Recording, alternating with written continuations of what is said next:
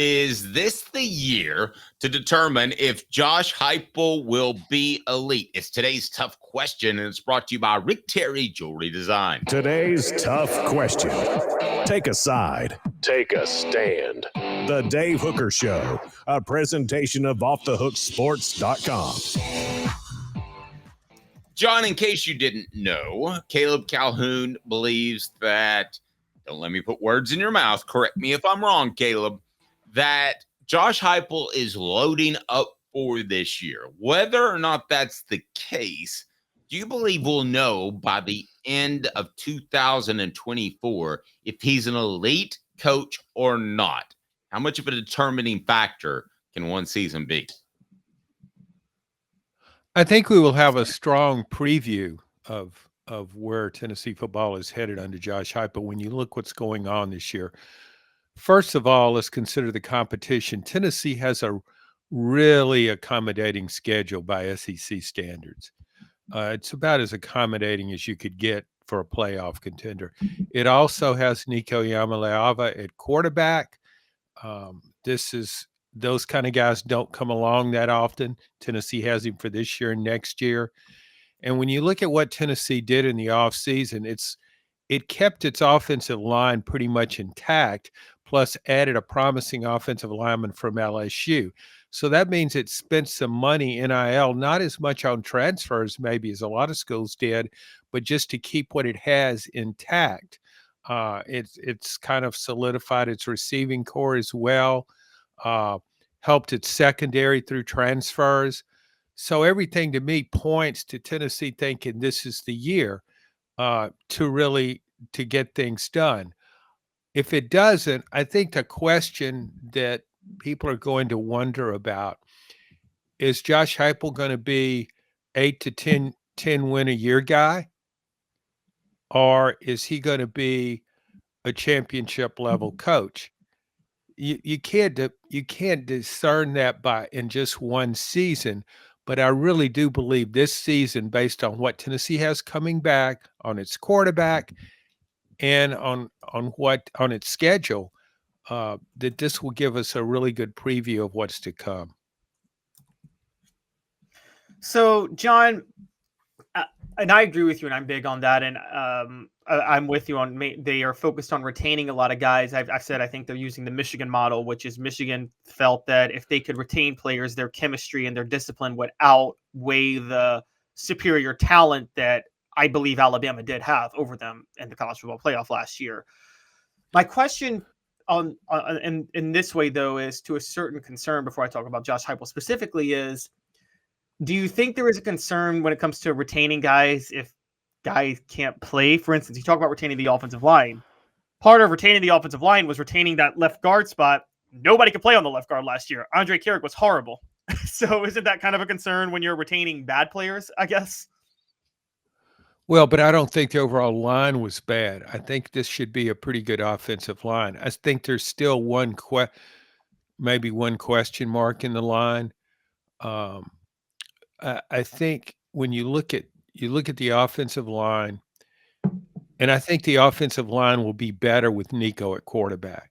I think he's going to help everybody else on offense. It's not always, we always talk about, well, a quarterback needs protection. That's so important to success. And of course it is, but also a player with Nico's talent and ability to make plays, that makes people around him better. In the offensive line too. So I think that's important. One of the things, a question I have when we talk about where Tennessee is headed, Tennessee has had a recurring weakness under Josh Heupel in the secondary. That really has never been resolved. Now you're bringing in 3 transfers, all of whom I would expect to start. But if that doesn't get resolved this year, that raises a question about overall defense. John, I asked someone in Tennessee's football program who was the bubble wrap guy last year. We said it was Cooper Mays. He couldn't get hurt. He had to be protected. And then he got hurt the week after we said that. But I asked that from someone in UT's program, and I want to share what they said with you. Gonna head scratching in 15 seconds. John's appearance brought to you by Joe Newbert Collision Center. 45th year, the second and third generations continue Joe Newbert's commitment. His vision of what this business needed to be, we still try to live up to that. Joe Newbert Collision Center. So I asked, who's the bubble wrap guy this year? And the guy goes, well, it's kind of the same as last year. It's Cooper Mays. And said, of course, it's Nico, too. But then it's the offensive guard.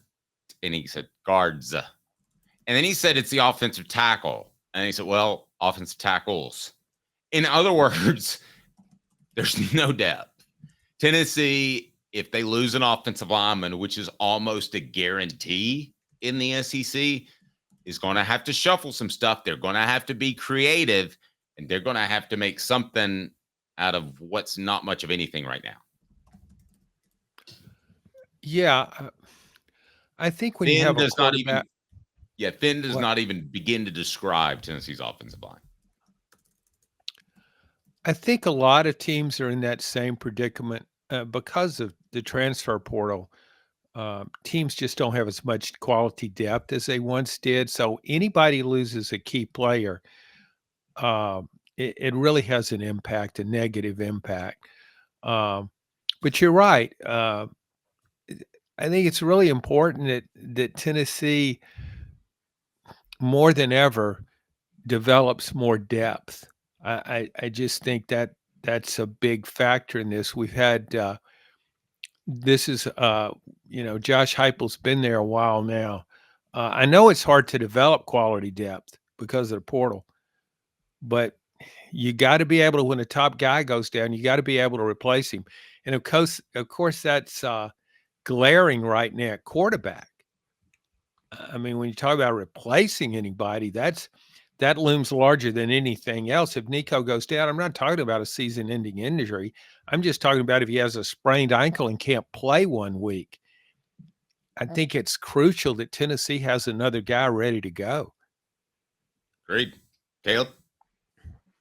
Yeah, I agree with both you guys. So to get to Josh Heupel specifically on this, John, is there anything Josh Heupel could fail to do this year that if he doesn't do, your antennas go up and you say that's a red flag, he may not be the man for the job?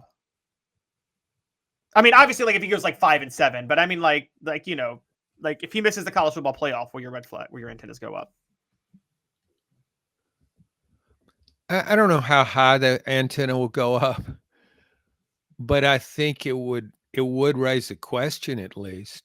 When we look at where Tennessee's been since the end of the 2007 season, this is a significant upgrade. And as you have an upgrade and you get better, nobody says, okay, let's just stay where we are. It's always about improvement. You have to keep making progress. And Josh Heupel is paid enough money to keep making progress. The expectations have been raised. He raised them. Like I said, I think this is an accommodating schedule. I think Tennessee has benefited from the SEC dragging its feet on deciding what to do with its permanent schedule. And I think this year and even next year too. I just think if he doesn't make the playoff this year, I mean, that will raise some questions. It doesn't mean he can't win the national championship in 2025, but I do think it raises questions because things are kind of laid out for Tennessee. And then we look back not that far in the rearview mirror and look at the 2022 season. It was a great breakthrough season for Tennessee football. But a question was raised at the same time, or antenna went up a little bit, if you want to use that phraseology, was that South Carolina game. Because Tennessee was still in the running for the playoff. I mean, it's right there. And the performance on that Saturday was pretty much inexplicable to lose by 25 points to a mediocre team. Then couple that with what happened last year in Florida. I guess that brings up, now that I think about it in your question, that Tennessee is each year has lost a game I thought for sure it would win. And one of those games was a bowl game against Purdue. I really didn't see. I know Purdue had the offensive wherewithal to pose problems for Tennessee secondary, but also I thought Tennessee could score 60 points on Purdue's defense. It lost a close game. Then you go forward a year, in the South Carolina game I mentioned is one of the.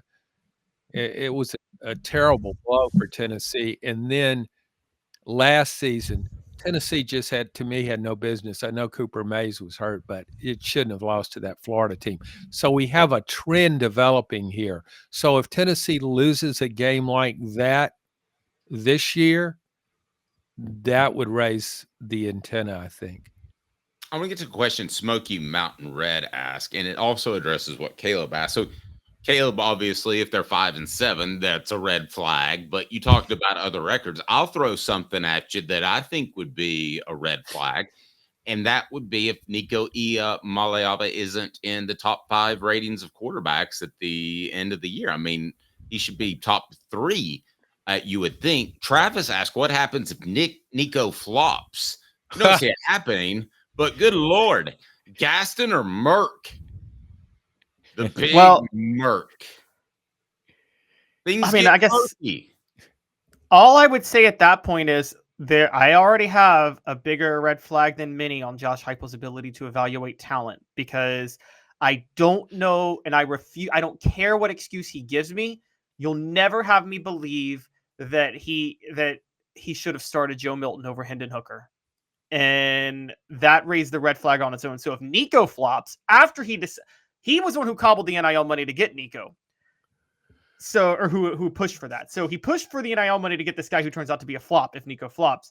If that follows the fact that he decided that Joe Milton was his guy over Hendon Hooker, don't we really have to have, I mean, that's a red flag on just the fact that we just have to think that he can't evaluate talent, guys, right?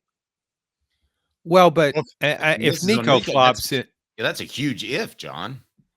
If Nico flops, then nobody can evaluate talent, because I think, including myself, not that I pretend to be an expert on that, but I think he's a can't miss guy. I agree. And so, but you do bring up a point that to me it's hard to explain that. It's hard to understand it. We've gone over it a lot of times, but why anybody thought Joe Milton would be better than Hendon Hooker. And really, looking back on last season, why did anybody think Joe Milton would be better than Nico? I mean, by midseason anyway. It just didn't fit the offense as well. I know he just got drafted in 6th round, but I just think there's a difference in that. That to me raised a red flag. The Milton Hooker thing, that Josh Heupel ever thought that Milton was a great fit for his offense, that raised a red flag with me. Raised a red flag with his teammates. I want to go back to that conversation that I had within the program. There are a lot of people that had a lot more respect for Nico than Joe midway through the season. I get accused for bashing Joe. I'm not going there, but that's just a fact based off someone within the program. Well, but that goes to Heupel. Right. I agree. I mean, Milton is who he is. I mean, he's doing the best he can. Then we get into another discussion about we can assume Heupel's thinking team chemistry. We've had this discussion before. Got to play the best guy, particularly at quarterback, and let chemistry unfold from there.